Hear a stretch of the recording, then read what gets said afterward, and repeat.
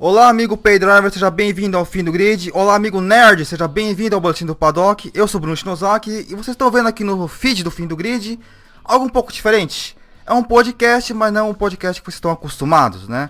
Estamos aqui para fazer a estreia de um novo quadro. É bom, se a estreia é novo, né? Obviamente, né? Bom, na verdade não é uma estreia, mas sim um piloto para um possível quadro. Essa aqui é a grande verdade. Eu tô aqui com a Débora dos Santos Almeida, do Boletim do Paddock. E aí, Débora, tudo bem? Tudo, Bruno, e você? É tudo Obrigada ótimo, pela chance. estamos esperando o míssil, né? Estamos esperando o míssil, que estamos aqui ansiosos, né? Mas até agora não veio. Ai, complicada essa situação aí. Bom,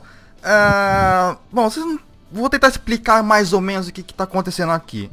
A Débora postou numa rede social, aliás, foi numa rede antissocial, que foi o Facebook, um tempo atrás, que ela queria fazer alguma coisa assim de multimídia, né? Ou vídeo, ou áudio, sobre Fórmula 1. E como no Boletim do Paddock é só textos, né? E ela não tava meio perdida assim de como fazer, né? De formato, enfim, com regularidade e tal. A gente não sabia como fazer. Então o que eu fiz? Eu dei a ideia de ela fazer um quadro aqui no feed do Fim do Grid para um teste, né? Ver se ela se adapta, se ela consegue fazer, se ela tem desenvoltura. Essa desenvoltura ela tem, mas disposição assim para fazer sempre e tal, e enfim, uma maneira de teste mesmo, né? Então ela aceitou a ideia, né? E a gente tá aqui fazendo um piloto, né? Como a gente não tem ideia nenhuma de como vai funcionar ainda, né? Então, Débora, o que você acha de a gente batizar esse piloto de Jolyon Palmer? Ah, mas aí será que vai durar? Porque acho que com esse nome não dura muito tempo, não. Mas como Acho estamos que a gente completamente poderia- perdidos, acho que não é um nome até que relativamente bom, mas depois a gente pode até rebatizar os próximos de algum outro nome. Mas assim, não rola, né, Bruno? Porque se a gente colocar esse nome, as pessoas já vão desistir no primeiro, né? Porque já estão desistindo dele, né? É a mesma coisa que se chamar de Kvyat. Não, tipo, pera aí. O Cristiano Seixas não vai desistir. Ele eu sei que não vai desistir. Porque ele é um fã de Jolyon Palmer, então ele vai gostar desse nome, tenho certeza. É verdade, né? Mas aí será que a gente só vai ficar com um ouvinte? A gente tem que pensar nos outros. Cristiano Eu Seixas, acho que você tá sendo desprezado, hein, Cristiano? Porra, por essa você não esperava, hein? Por essa você não esperava. eu gosto muito do Chris, eu acho que ele é maravilhoso, mas a gente tem que agradar mais gente, né? Kvyat é um bom nome, você acha? Ah, não sei, assim, se for depender da vida amorosa dele, talvez, mas na vida profissional nem tanto assim. Bom, enfim, depois a gente pensa no nome, deixa pra parte do nome. Enfim, mas o nome do quadro em si, a gente pensou em Boletim do Grid. Queria aqui uma junção do nome Boletim do Paddock e Fim do Grid. Afinal, Fim do Paddock não ficaria legal, então o Boletim do Grid ficaria algo um pouco mais agradável, né? E Do Débora, Paddock fica Sauber, e aí? né? Complicado. Débora, qual que é o assunto que nós vamos comentar aqui hoje? Conte para nós. A gente vai comentar dessa afirmação, não tão afirmação, da contratação do Kubica para Williams. Tá rolando umas coisas aí na internet das pessoas estarem confirmando, mas a gente sabe que não é bem assim, né? Tem algumas outras coisas que vão decidir essa contratação dele. Uhum. Bom, a Débora fez um texto no Boletim do Paddock. Bom, como isso aqui não vai no site do Fim do Grid, tá? A gente tá indo ou nas mídias sociais do Boletim do Paddock ou vai no site do Boletim do Paddock, a gente não sabe ainda, a gente não decidiu. Mas, quem quiser ver esse texto, talvez até seja melhor você dizer esse texto primeiro, antes de ouvir aqui a nossa conversa, tá? Para quem não, bom, caso tenha alguém que não saiba ainda onde que fica o Boletim do Paddock, né? Você que tá morando em Plutão nos últimos anos, www.boletimdopaddock.com.br, tá? Vão lá, que o texto está inclusive na página inicial, então é fácil de vocês acharem. Leiam esse texto primeiro, depois vocês vêm aqui ouvir o áudio, que fica mais fácil para vocês entenderem, tá? Débora, antes de mais nada, até agora, o que nós temos de concreto sobre o Kubica nessa volta dele aos holofotes da Fórmula 1? Que eu saiba, foram apenas 2 testes, correto? Um pela Renault e o outro pela Williams, que foi secreto, entre aspas, né? Então a gente teve 2 testes dele, mas não foi nenhum em ritmo de corrida, então, tipo, o que foi avaliado nesses testes foi o físico dele, para poder ver se ele conseguiria guiar o carro, o reflexo, essas coisas. Mas todos foram em ritmo de teste mesmo, nada com uma corrida concreta, saber quanto tempo que ele aguenta ficar num carro, isso eles não têm resposta ainda. Também eles não têm resposta em questão do volante, né? que ele consegue acionar as funções, mas eles não sabem ainda, tipo, na corrida que eles trocam de marcha várias vezes, que são vários comandos, acionar rádio, eles não sabem se isso ele vai conseguir fazer. Tem muito mais botões, né? O que tem de botão hoje é muito mais... A gente fala que o Fórmula 1 é videogame, mas, gente, pelo amor de Deus, o controle de videogame não tem tanto botão assim, não. Eu tenho o controle aqui, não é tanto botão assim, não. É muito mais do que vocês estão imaginando, tá? E tem as funções que você muda a cada curva, né? A cada reta, então é complicado. Mas, além desses testes, que nós temos de confirmado que o Nico Rosberg é empresário dele, né? E eu acho que no caso da Renault, Débora, foi avaliado também a questão do marketing. Será que vai gerar muito marketing? Pelo visto gerou, né? Afinal, chegou até o Williams, então marketing também gerou, né? Sim, pelo que eu vi, tipo, o Rosberg, ele tentou de todas as formas, né, dar cartas, tipo assim, vender o Kubica para várias equipes que teriam vaga, teoricamente, pro próximo ano, né? Mas a que ele mais conseguiu foi a Williams, porque aproveitou essa saída do Massa, que estava praticamente certo dele não estar na equipe no próximo ano. E aproveitou também a questão da Williams estar precisando de dinheiro para a próxima temporada. Então foi uma venda que meio que até agora deu certo, né? Aliou o que a Williams está precisando ao que ele tinha na manga. Bom, é bom você tocar nesse assunto que é o seguinte. Essa confirmação do... Abre aspas, confirmação, fecha aspas, do Kubica na Williams... É uma notícia que saiu só na mídia brasileira, tá? Uhum. Então, assim, a gente tá gravando isso aqui no Japão são, pera aí, 8h40 da manhã de domingo, dia 19 de domingo. Então são 9h40 da noite, sábado à noite no Brasil, tá? A gente tá gravando aqui, então pode ser que enquanto a gente tá gravando, até a hora que isso aqui foi pro ar, pode ser que a Williams mesmo confirme a contratação do Kubica, ou não confirme, ou confirme, sei lá, o de resta. Ou, na pior das hipóteses, confirma de novo Felipe Massa. A gente não sabe o que pode acontecer. Então vamos aqui trabalhar nessa suposição que ele vai ser confirmado, tá? Não estamos aqui afirmando nada. Aqui é aquilo, né, Débora? Depois de nascer na Renault, nascer na Force India, e podemos até voltar um pouquinho mais no tempo, Luiz Razia na Manor. Sabe, a gente tem que ser um pouco mais espertos com isso, né? A gente tem que ficar sempre com o pé atrás, né?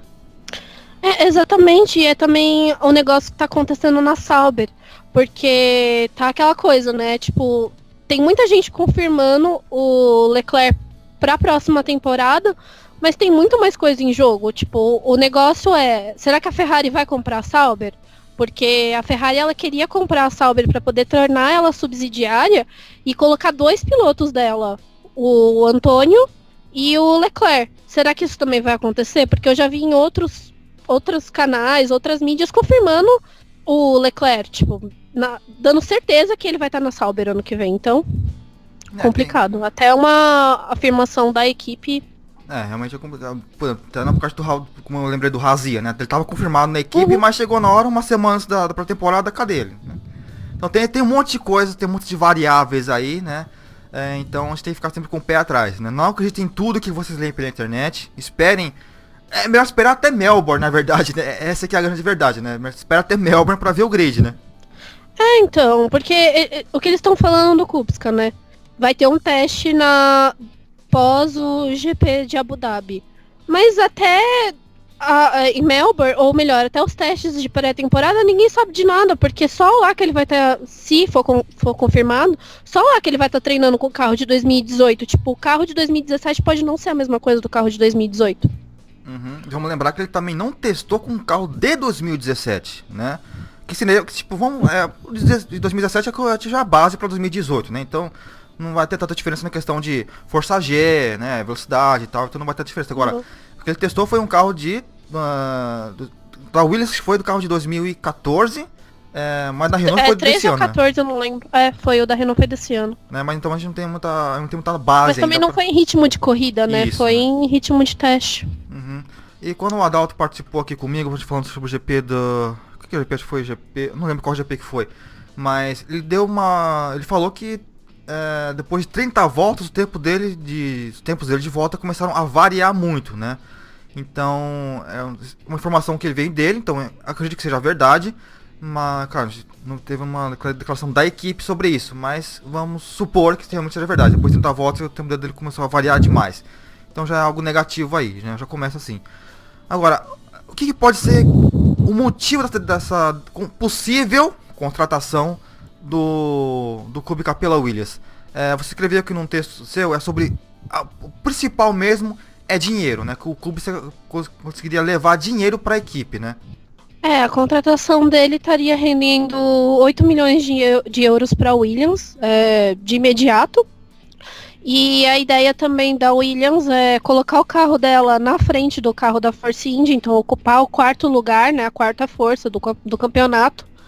E já pensar no campeonato de 2019, que se eles conseguirem ficar na frente, tem toda aquela questão da hora da repartição do dinheiro, né, do final do ano, receber mais dinheiro do que a própria Force India. Então eles já estão pensando, basicamente essa contratação é dinheiro. Questão de ponto, é isso que eles estão vendo. Uhum. Esse dinheiro seria então como posso dizer, seguraria a Martini na equipe ou traria algum patrocínio externo, um segundo patrocinador? Não entendi muito mais essa parte de quanto que renderia, eu entendi, mas da parte de quem? Da Martini ou de outro patrocinador? Não, esse dinheiro é como se fosse acho que, pelo que eu entendi, porque eles não falaram, né? O Nico conseguiu esse dinheiro a partir de um outro patrocinador para dentro da equipe, porque no próximo ano eles vão perder 2 patrocinadores, que é a Handstand e a Vinandi, alguma coisa assim. Então esse dinheiro é para poder suprir a saída dessas duas patrocinadoras. Uhum. O de resto não traria nada, né? O de resto... Não, o de resto só estaria ocupando o mesmo lugar na equipe, ele não traz nenhum investimento. É como se, tipo assim, eles mantessem o Massa. O Massa não tá trazendo nenhum dinheiro pra equipe, fica aí. Sentiu uma certa maldade. Mas sabe o que eu penso? Não, então, na verdade não é maldade, mas o que eu fico pensando assim, de todas as opções que eles têm, talvez não seria mais viável deixar o Massa, tipo, desaposenta o Massa de novo? Porque o cara tá vendo a construção do carro do próximo ano, e ele também falou que, tipo assim, ele viu esse desenvolvimento, essas coisas, então... Pra ele seria legal estar guiando o carro no próximo ano. O cara já conhece o jeito que a Williams funciona. Será que vale a pena também trazer um cara de fora, tipo, aleatório, assim? Tô perdido, já tem um tempo que eu não tô atuando na Fórmula 1, botar ele na equipe? Porque leva aquele tempo de adaptação do piloto, né? Não é uma coisa da noite pro dia. Uhum. Assim, muita gente tá zoando, né, o Kubica, né, e zoando também o Massa, zoando a equipe. É basicamente aquilo de brasileiro, né? Qualquer coisa vira meme. Não analisa o que tá acontecendo. Assim, como é que a gente vai usar isso aqui pra fazer um meme?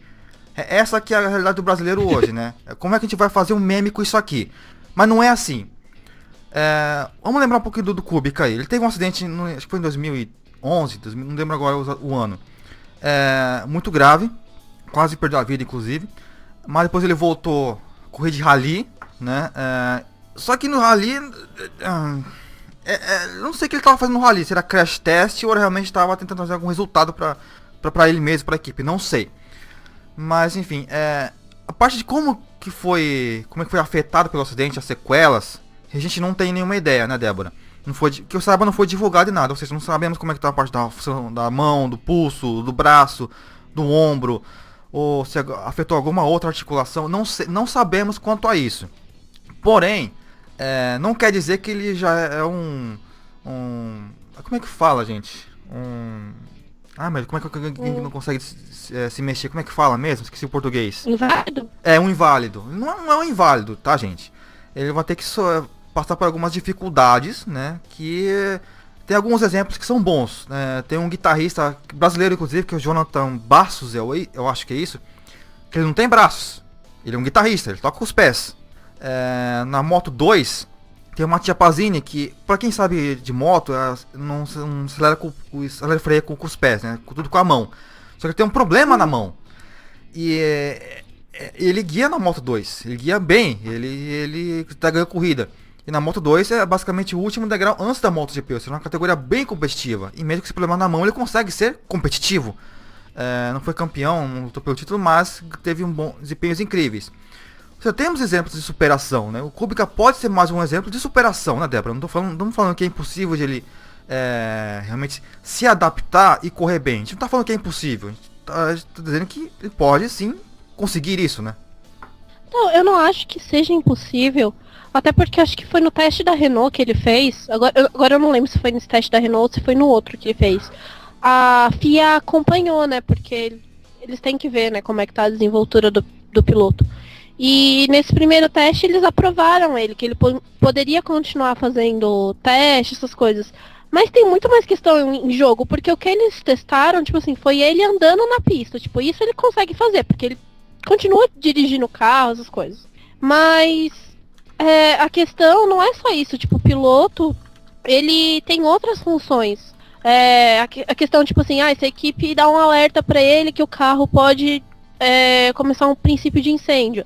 Ele vai ter a mesma desenvoltura de conseguir soltar tudo, sair do carro, tipo, de boa? Ou será que vai acontecer dele ficar preso no carro e não conseguir?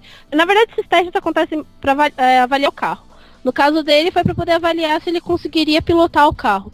Mas eles não fizeram esses outros testes que é sair do carro, ver se ele vai ter reflexo rápido, se acontecer um acidente, qual vai ser a reação dele, se ele vai ficar imóvel no carro e vão ter que ir retirar ele, ou se ele mesmo vai conseguir fazer todo o procedimento de deixar o carro. É isso que eles não sabem também. Eles querem testar ele ao extremo. Por isso que seria um ritmo de corrida, tentar ver o reflexo dele nessa questão. Isso eles não têm. É complicado confirmar um piloto se eles não têm isso ainda. Uhum. Tem todo um teste psicológico. Eu também fico pensando assim na questão do... Eu não sei, né? Mas o que acontece com algumas pessoas é, tipo, ela sofre acidente. Se ela é exposta àquele mesmo tipo de acidente, às vezes ela tem uma reação, tipo, de travar. Imagina se acontece alguma coisa dele, tem um acidente no carro, o carro começar a pegar fogo e ele não conseguir sair do carro. É uma hora meio complicada de ter um piripaque, né? Tipo do Chaves. É complicado. Então. E no Rally também ele sofreu vários... Bom, assim, ele sofreu um acidente no Rally. Se depois do Rally, que ele teve esse acidente, ele conseguiu voltar pro Rally e bater umas 500 vezes e não teve esse tipo de problema, então eu acho que não é tão agravante assim não, Débora, porque, assim, como ele na Fórmula 1, ele teve aquele acidente no Canadá, né? Que inclusive, como tem aquela grande... Alguns chamam de pérola, mas não é uma pérola não. Do Galvão Bueno, né, que você coloca uma manteiga dentro de uma caixa de madeira, taca a caixa na parede... Depois você vê como é que ficou a manteiga, assim ficou o cérebro. Não é uma pérola, não. Aquilo lá é realmente... É sério, gente, pelo amor de Deus. Aquilo é maldade. Né, se depois daquilo lá, ele conseguiu voltar, e no ano seguinte ganhou a corrida no Canadá, então ele tem uma parte psicológica forte, né? São bons exemplos que eu acho que não pode ser um empecilho pra ele, pra ser bem sincero. Mas tem outra coisa que me faz pensar. Você falou que é por causa do dinheiro, né? Que ele quer contratar o Kubica. A Williams não tem um bom histórico de construção de carro. De desenvolvimento, menos ainda, né? A gente vê de 2014 pra cá, só ladeira abaixo. E não foi nem nesse programa aqui, mas foi no programa anterior que eu fazia isso aqui, que eu não tava esperançoso pra continuidade do bom desempenho da Williams. E no fim, tá aí, perdendo de lavada pra Force India nesse ano. Então fica aquela coisa, né? O carro de 2018, 2019. Eles não são bons com isso. Apesar de ter o Paddy Lowe lá agora, que é um bom nome. É um nome muito bom. Tava na Williams, inclusive. Né? Mas... o Paddy Lowe pode chegar pro seu Frank Williams. Tio Frank, pra fazer o carro eu preciso desse valor aqui. Tio Frank, olha... Ih, rapaz, você me pegou desprevenido hoje. Olha, que coisa. Não dá pra baixar um pouquinho? Esse é o tio Frank Williams. Ou seja, o meu medo o carro pode não ser tão bom, o desenvolvimento pode ser pior ainda, que até o Galvão já falou uma vez, a Williams, todos têm um pacote de atualização, o Rubinho tem um pacote de problemas, né? Cada vez um problema mais que eu tava na Williams. Então, se o carro não for lá aquelas coisas, pra quem que vai cair a culpa? Pro Kubica. Então eles já estão também, não a Williams, né? Mas você olha o histórico da Toro Rosso, tipo, vamos supor, né, ano que vem. Até o meio da temporada eles não conseguem desenvolver esse carro direito, esse carro não supre o que eles afirmam agora, que vai ser um carro competitivo para poder chegar pelo menos no terceiro lugar, coisa que eu acho difícil você afirmar, sendo que você ainda não teve nem os testes de pré-temporada, né, mas tudo bem. E se chega no meio da temporada e aí cai na culpa dele, dele que não tá entregando o resultado do carro. Tipo, vão chutar o cara e vão chamar quem? É. Bom, tem um nome, né? Felipe Massa. Felipe Massa.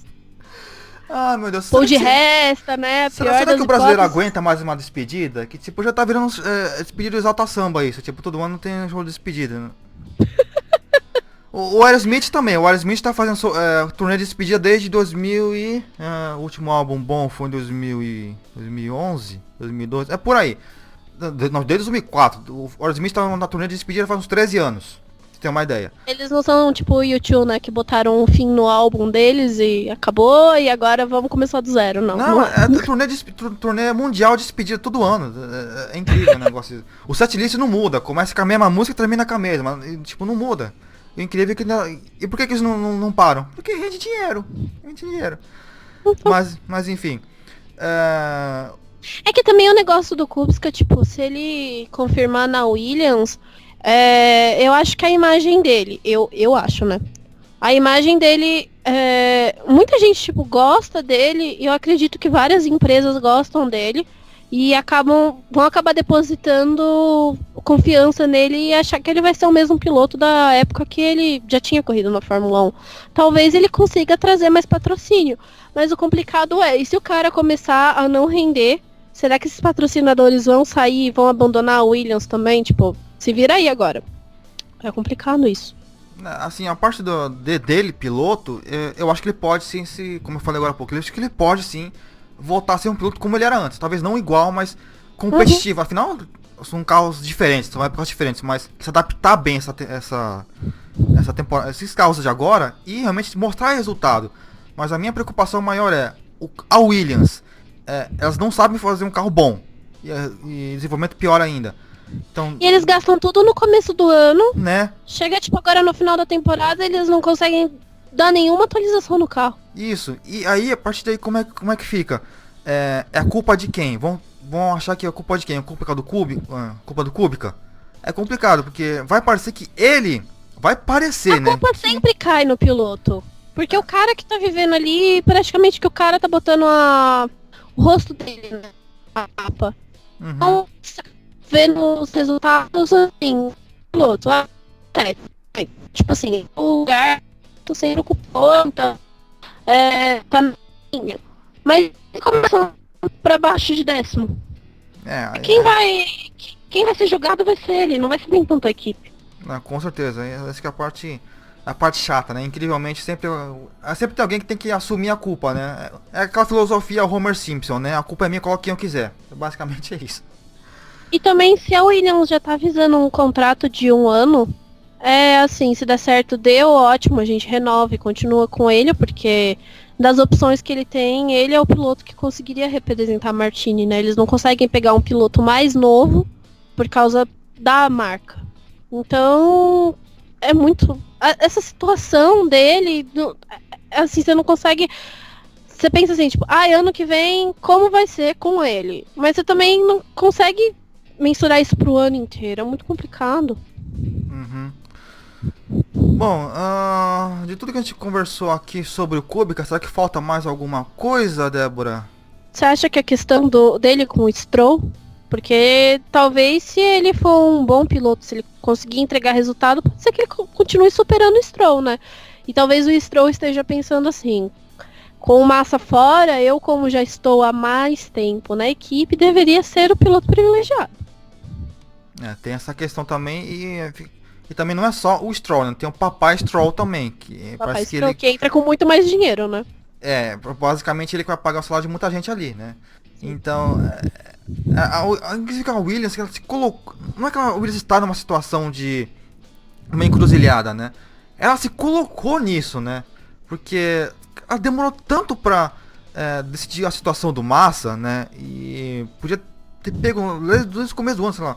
Tenta trazer um outro, traz o Sainz, não sei se era uma boa escolha, mas enfim, tenta trazer alguém de outra equipe, sei lá, o Pérez mesmo, que pode não ser aquele grande piloto, mas no quesito de entrosamento com a equipe, pode não ser um dos melhores, mas pô, é um grande piloto, cara, sabe, a Williams demorou tanto pra se decidir, que agora ela tá colhendo esses frutos, né, ela tá nessa aí. Ou fica com um piloto que muito duvidoso, né, na questão de físico, ou com o de resta que não tá tendo dinheiro, ou traz o Massa de volta e faz o Massa passar vergonha de novo, né, porque vai ter que se pedir de novo, né. Não tem uma outra opção, né, o Verlaine, sabe, eu acho que o Verlaine só se a Mercedes pagasse pra ele tá lá, mas eles não falam, eu acredito que eles não fariam isso. O único piloto, também, assim, que eu vi, né, algumas pessoas falando, mas esse também já foi riscado da Fórmula 1, é o Palmer, porque ele tem dinheiro pra poder pegar o assento dele, mas a Williams também vai querer arriscar, porque o cara já não se deu bem na Renault. 2 anos na Renault, não fez nada. Vai colocar o cara lá só porque ele tá trazendo dinheiro pra equipe, também não vai rolar, né? Bom, né, nesse pensamento, o Maldonado ganha a corrida, né? É. Eu tô muito maldoso hoje, mano. Acho que eu tô andando muito com o Diogo, tô muito maldoso. Bom. Dá o nome do quadro pra Alfinetadas do Paddock. Maldade, gente. Bom, eu acho que é isso, né, Débora? Eu acho que tá bom, né, pro nosso piloto, né? Já desisti do nome de William Palmer, vou deixar apenas piloto. Eu acho que é isso, né? Mais alguma coisa que você quer acrescentar? Não sei. O volante dele, que falaram que vai ser adaptado também. Tem a questão do volante dele, que falaram que vai ser adaptado também, que iam passar as funções pro lado esquerdo para poder facilitar para ele. Também tem que ver se ele vai conseguir controlar todas as funções do lado esquerdo, né? É muita função, um controle de um volante de Fórmula 1. Uhum. Bom, como vocês podem ver, temos muitos empecilhos, né? Muitos pontos de interrogação aqui na nossa cabeça, né? Mas fica aquela coisa, fica aquele, como eu falei no começo, não tem nada confirmado, né? Então esperem um pouco, né? Não estejam isso como certo. O Massa se despediu, mas vai saber, né? O de resta, bom, tomara que não se... Qualquer menos de resta, pelo amor de Deus, gente. O Massa deixou em aberto que se a Williams precisar, ele tá aí. Pelo visto vamos chorar de novo em Interlagos. Débora, então vamos aqui encerrando esse piloto, né? Deixa pra sua despedida e também peço feedback também do pessoal aí do Boletim do Paddock para os possíveis próximas edições, né? E é isso, o microfone até fica à vontade. Bom, gente, se vocês gostaram desse piloto, por favor, vão lá na rede social, no Twitter do Fim do Grid, enche o Bruno, fala pra ele pra gente continuar. Fala pra mim também se vocês gostaram, se vocês querem ver essas notícias comentadas, se vocês querem ver outros posicionamentos de algumas coisas que estão acontecendo no paddock da Fórmula 1. E então, deixa comentário, chama a gente, fala se é legal a ideia e vem falar com a gente. Uhum. Pode me chamar no Twitter no The Flowers ou deixa um comentário lá no site do Boletim do Paddock, no feed do Fim do Grid. Bom, como a gente falou no começo, né, a gente não tem ideia como a gente vai funcionar esse quadro aqui, então vai depender muito do feedback de vocês. Se vocês quiserem, a gente pode, se vocês gostarem que a gente continue, a gente pode começar a pensar de uma forma mais detalhada pro formato dos próximos, né, Débora? De como a gente vai fazer, com que frequência. Afinal, tem aquele negócio, né? Como a gente tá conversando antes de começar a gravar. Fazer um podcast, ou seja, ou áudio, ou vídeo mesmo pro YouTube, se você não faz o negócio constantemente, né, as pessoas não vão voltar para te ouvir. Então, aqui no caso do feed do Fim do Grid, já tem o programa constantemente, né? Então você poderia encaixar esse quadro aqui no feed tranquilamente, né? Então eu ajudaria você, né? Você a se conversar um pouco mais, né? Soltar a voz, né? Pro pessoal. Eu também ficaria aqui com mais conteúdo e no fim todo mundo sairia ganhando, né? Então a gente vê o que a gente pode fazer. De repente, se vocês gostarem muito, a Débora se animar bastante, depois pode até render um futuro podcast no próprio Boletim do Paddock, mas a gente não sabe ainda, né? Então a gente fica aqui aguardando o feedback de vocês. No mais é isso, até a próxima e tchau!